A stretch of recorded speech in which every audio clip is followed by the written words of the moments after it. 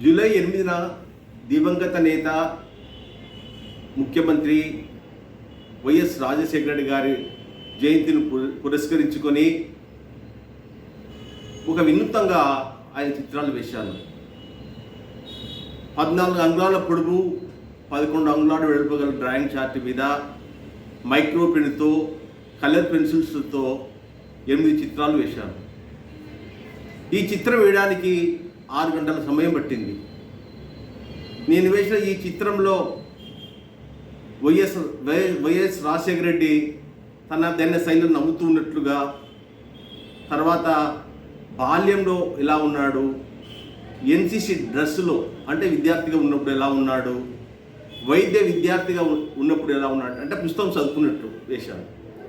అలాగే డాక్టర్గా ఉన్నప్పుడు ఎలా ఉన్నాడు, తర్వాత రాజకీయాల్లో వచ్చేటప్పుడు ఎలా ఉన్నాడు, తర్వాత ముఖ్యమంత్రి అయినాక రాజ్యసభ టీవీలో ఒక హుందాతనంలో గడ్డ మీద చేపెట్టుకొని అలా చూపించాను. చివరిసారిగా అతను ప్రజలకు గౌరవ వందనాలు చేస్తున్నట్లు వేశాను. వైఎస్ రాజశేఖర రెడ్డి గారిని ప్రజలు ఆయన ఎంతో అభిమానిస్తారు కాబట్టి ఈ జయంతి రోజున ఆయన స్మరించుకుంటూ 2 చేతులు జోడిస్తూ స్మరించుకున్నట్లు వేశాను. ఉమ్మడి ఆంధ్రప్రదేశ్గా ముఖ్యమంత్రిగా ఉండి 2 సార్లు ముఖ్యమంత్రి పదవి చేపట్టి అనేక సంక్షేమ పథకాలు పెట్టి ప్రజల గుండెల్లో చెరగని ముద్ర వేసుకున్నారు. వైఎస్ రాజశేఖర గారిని ప్రతి ఒక్కరూ అభిమానిస్తారు. ఎంతో కోట్ల మంది అభిమానులు ఉన్నారు. ఆయన పెట్టిన సంక్షేమ పథకాలు అది చరిత్రలో నిలిచిపోతాయి. ఆరోగ్యశ్రీ నుండి 108 వరకు, పీజీ రీయింబర్స్ నుండి రుణమాఫీ వరకు, ఇలా ఎన్నెన్నో పథకాలు చేపట్టినాడు.